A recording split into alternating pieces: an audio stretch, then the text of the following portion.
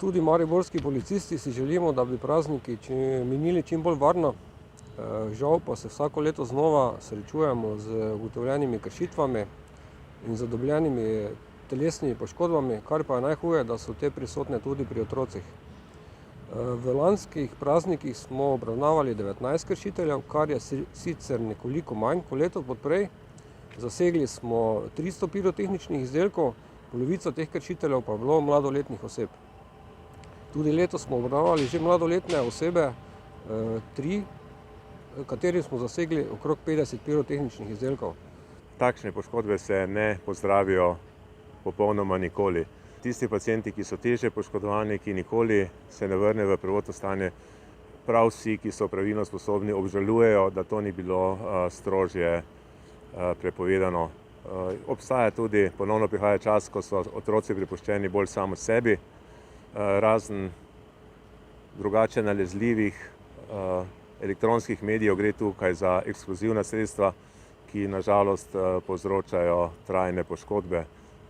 Razen nas ljudi so tudi moteče za živali, tako da naš oddelek, morda ne govorim za celotno ministrstvo, je za popolno prepoved kakršnekoli pirotehničnih sredstev, posebno zato, ker so tudi takšna, ki so dovoljena, lahko kupljena na črnem trgu in njihova eksplozivna moč presega pričakovano. Moj namen tukaj je predvsem opozoriti na nevarnosti pirotehnike.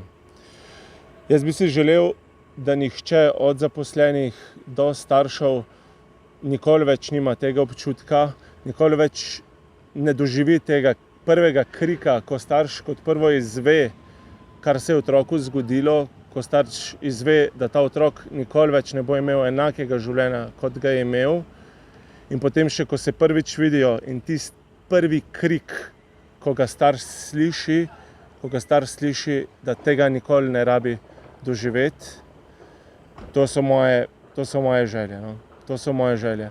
Prosim te, pamet vzemite v roke, te stvari so nevarne, kot je že kolega predhodno rekel, pojavnost narašča, vedno več je tega, pazite se, pazite na pirotehniko.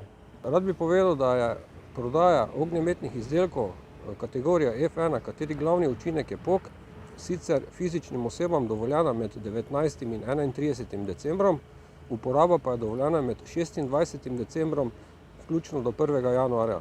Kljub temu pa te pirotehnične izdelke ne smemo uporabljati v strnjenih naseljih, zaprtih prostorih, v bližini bolnišnic, v sredstvih javnega potniškega prometa ter na prostorih, kjer se odvijajo javni shodi in javne prireditve.